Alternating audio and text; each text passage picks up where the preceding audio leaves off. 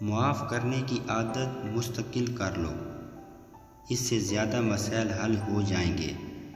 عبادت سے جنت اور خدمت سے خدا ملتا ہے۔ جب تم حیا نہ کرو تو جو چاہو کرو۔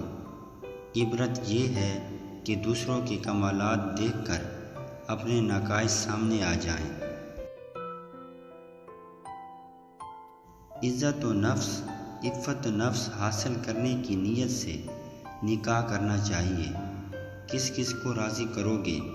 بس ایک رب کو راضی کر لو، سارے مسئلے حل ہو جائیں گے۔ اللہ تعالیٰ نے ہر قلب مومن کو صحیح متقی مفتی بنایا ہے۔ حقیقی تواضع یہ ہے کہ اس قدر مٹا ہوا ہو کہ اپنے مٹنے کے بعد خبر نہ ہو۔ جب تم حیا نہ کرو تو جو چاہو کرو۔ عبرت یہ ہے کہ دوسرے کے کمالات دیکھ کر اپنے نقائص سامنے آ جائیں۔ میری طلب بھی انہی کے کرم کا صدقہ ہے، قدم یہ اٹھتے نہیں اٹھائے جاتے ہیں۔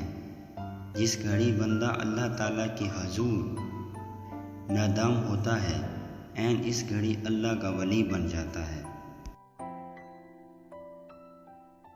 دینی مجالس میں شرکت کی غرض اپنی اصلاح ہونی چاہیے۔ 3 چیزیں انسان کو زندگی میں ایک بار ملتی ہیں: والدین، حسن، جوانی۔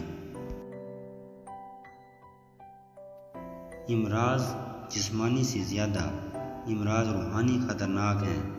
حدیث دعا عبادت کا مغز ہے۔